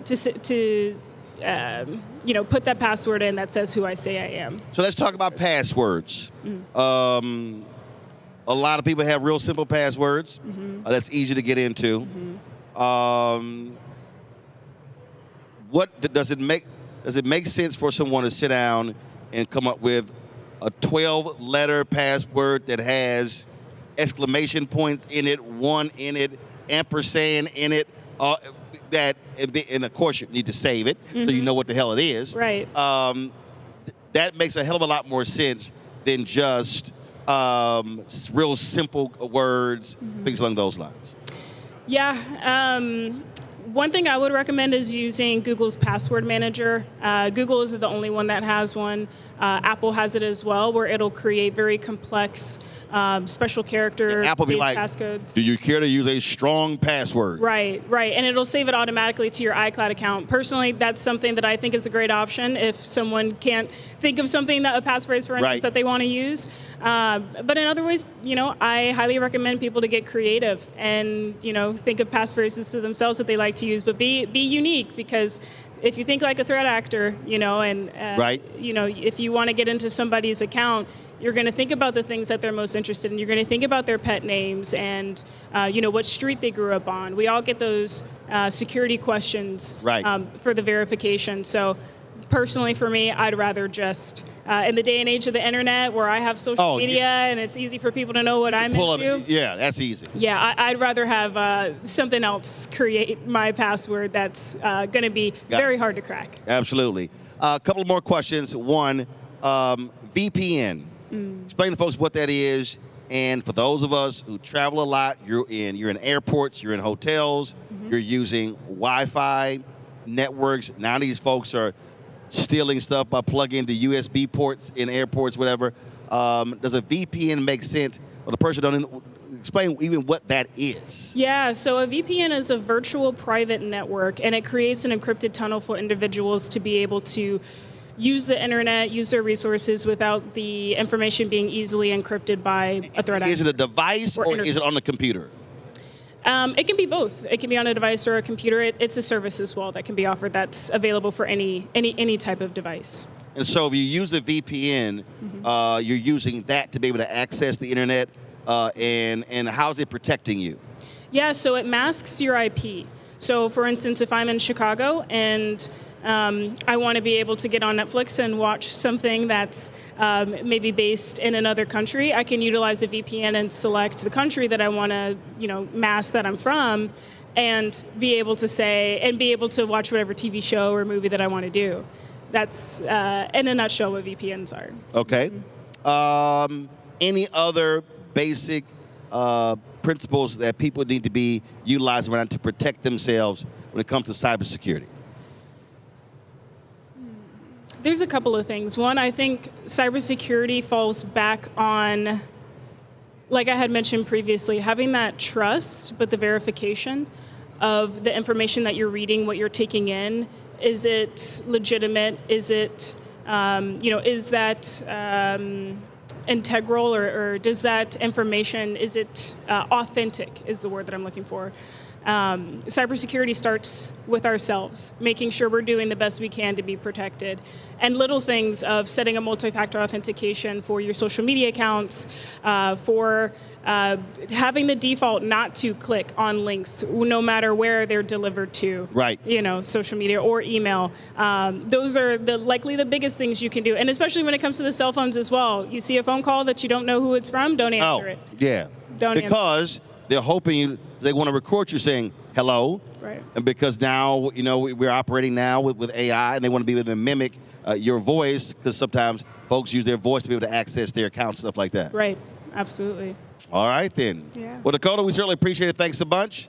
And great tips. Yeah. Thank you so much for having me. Thank you. Folks, that is it for us tonight from AfroTech. We got lots more content we're going to be sharing with you on tomorrow.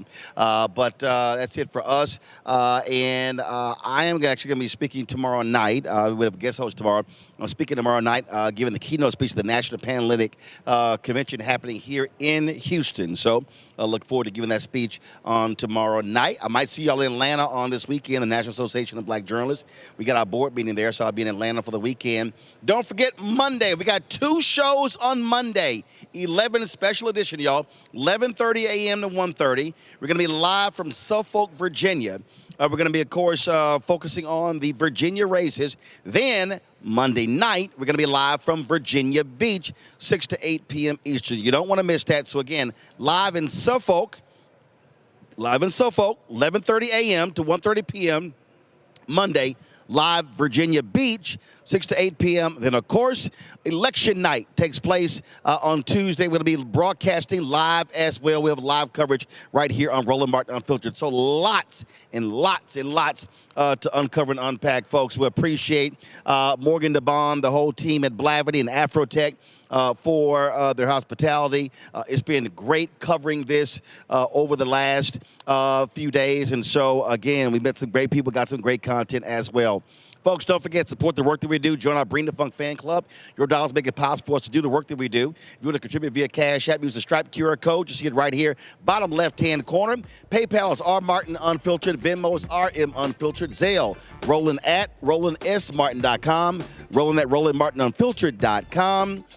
You also, of course, check some money order. Make it payable to Roland Martin Unfiltered, P.O. Box 57196, Washington, D.C., 20037-0196. 6.